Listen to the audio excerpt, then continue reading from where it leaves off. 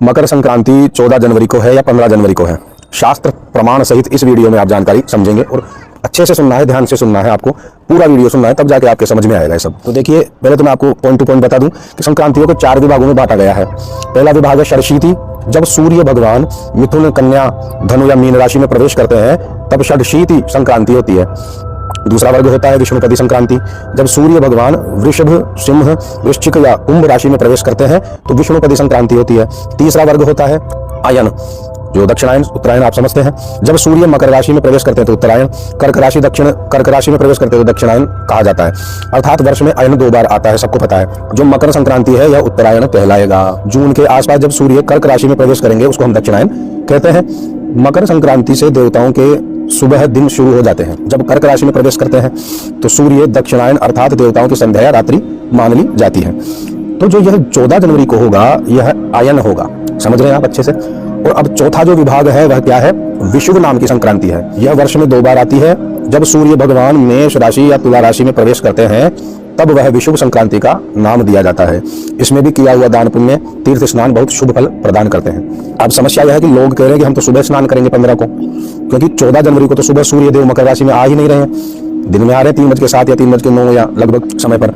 तो ऐसा कहा जा रहा है, आप सभी सुन भी रहे हैं सोशल मीडिया पर। अब यहाँ से सुनने की बात यह है कि जो श्लोक मैं आपको बता रहा हूँ उसको ध्यान से श्रवण करें आप। दिवा संक्रमे पुण्यम दिनमेव तु रात्रौ तु संक्रमणे भानोर दिनार्ध स्नान दान योग है। यदि सूर्य की संक्रांति दिन में हो तो वह पूरा दिन स्नान दान सभी पुण्य कार्य के लिए पुण्यदायक होता है।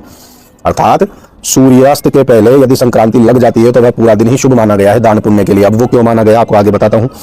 यदि संक्रांति रात्रि में लगे तो दूसरे दिन संक्रांति दान पुण्य के लिए मान्य होती है, रात्रि में लगती है तो।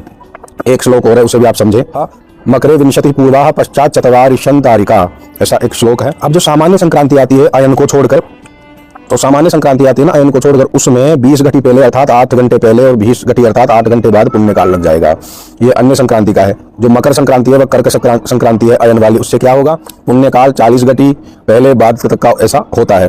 तो अब देखा जाए इस प्रमाण से तो आप प्रातःकाल 14 तारीख को प्रातःकाल भी स्नान कर सकते हैं, पुण्य काल भी वहां से भी हो जाता है।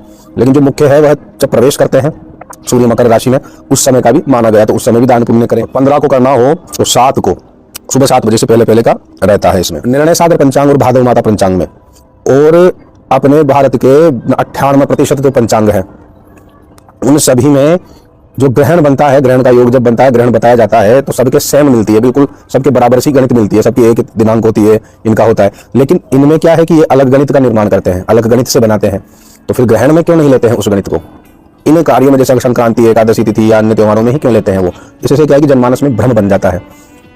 काशी के जो पंचांग है जिनके लिए कहा जा रहा है वो भी मान्य है, सर्वश्रेष्ठ पंचांग है, लेकिन जो वो गणित करते हैं वह अलग पद्धति। फिर लेकिन उनसे यही प्रश्न है कि वो गणित ग्रहण में क्यों नहीं करते हैं, वह ग्रहण के समय पर क्यों नहीं इस गणित को कार्य में लेते हैं? बस यही है और कुछ नहीं है। तो 14 तारीख को ही पुण्यकाल रहेगा, 3:07 पर मकर में प्रवेश करेंगे सूर्य भगवान। संक्रांति का जो वास रहेगा माली के घर रहेगा। संक्रांति का जो वाहन रहेगा वह बाघ यानी व्याघ्र रहेगा। संक्रांति वाले दिन एकादशी आ गई है, इसको लेकर इतना परेशान ना होवे। जो हमारे बहुत स्नेही है, परम आदरणीय भी है और मित्रवत उनसे हमारा संबंध भी है, जो निर्णय सागर पंचांग के निर्माता है और भादव माता पंचांग के निर्माता जो आचार्य जी है उनसे भी बहुत अच्छे संबंध है। तो वहां से भी आप देखा जाए तो वो बिल्कुल गणित और पूरा नियम लगाकर सब कुछ देखकर परीक्षण करके ही पंचांग का निर्माण करते हैं, और वह कोई भ्रम की स्थिति उत्पन्न नहीं होती है उनमें। हमारे दादाजी और भी यही कहते हैं कि ये वाले पंचांग ही श्रेष्ठ है, सभी ये कोई भ्रमित नहीं करते और बिल्कुल अच्छे से सोच समझकर सूत्रों से बनाते हैं पंचांग, ऐसा कहते हैं। तो हम शुरू से ही वही कर रहे हैं। अब देखिए, जो संक्रांति वाला योग है जिसमें एकादशी पड़ी थी वह 2003 में भी ऐसा हुआ था, किंतु उस समय इतना सोशल मीडिया पर हावी वो नहीं था। क्या होता है कि व्यूज के लिए या फॉलोवर्स बढ़ाने के लिए या सभी को भ्रमित करने के लिए आजकल क्या हो गया कि कुछ भी बोला जाता है। भाई सेम चल रही है, जहां भ्रम नहीं पैदा होगा वहां कोई वायरल होगा ही नहीं, और हम भ्रम पैदा कर देंगे तो वह वायरल हो जाएगा, उसको लोग सुनेंगे, देखेंगे। 100 में से 50 लोग मान लेंगे, 50 लोग 50 को बताएंगे, इस तरह से चेन चलती है, फिर वो सभी भ्रमित हो जाते हैं।